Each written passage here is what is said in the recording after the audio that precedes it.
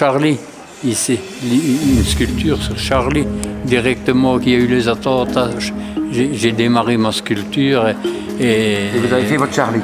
Il y a pensé tout de suite, parce que ça a été traumatisant. Mais je crois que le monde entier était traumatisé par Charlie. Et lui, ça lui a vraiment fait de la peine, parce que condamner les gens par leur dessin, par ce qu'ils veulent témoigner, tout ça. Alors c'est ça qu'il a fait, cette sculpture en mémoire à Charlie.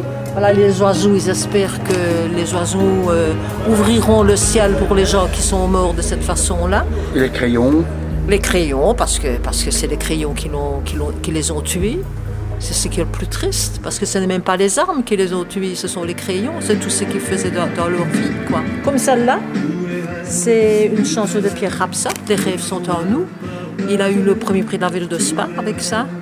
Mais c'est la ville de Spa qui organisait une exposition et on devait faire sur un thème des chansons de Rapsat. Et lui, la peinture, c'est beaucoup plus facile, vous pouvez représenter une sculpture. Donc il a fait la sculpture, là, « Les rêves sont en nous » de Pierre Rapsat. Et il a eu le premier prix de la ville de Spa. Le déclic qu'il a eu quand il a fait ses premières sculptures, c'est Giacometti. On est allé voir une exposition de Giacometti et ça a vraiment été le déclic. C'est son maître à penser, Giacometti. Voilà, il adore Giacometti. Quand on aime le travail, quand on aime, on le fait, ça, c'est un plaisir. Et si on peut le partager, ce n'est que tant mieux. Don Quichotte, c'est un personnage qui vous fait rêver. C'est un personnage qui attaque les moulins à vent. Il y en a tellement de moulins à vent. Moi, je le remets à des ventilateurs. Il y a beaucoup de ventilateurs à l'époque actuelle, des gens qui parlent pour faire du vent et tout ça. Et voilà, ce sont les Don Quichotte. Et je crois qu'il en faudrait plus, moi, Don Quichotte. Je suis peut-être un Don Quichotte dans la tête. Je n'arriverai jamais à être rêvé, moi.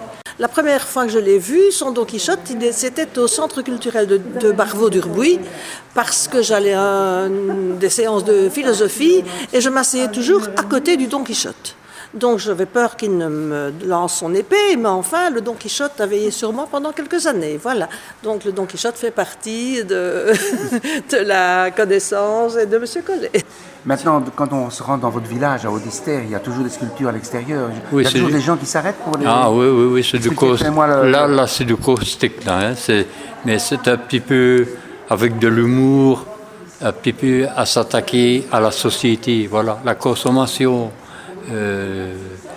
c'est important. Parce que lancer un message contre la surconsommation. Tout le monde fonctionne dans un tunnel maintenant et il faut fonctionner de la même façon. Alors moi, j'essaye d'éviter ça. C'est comme la communication.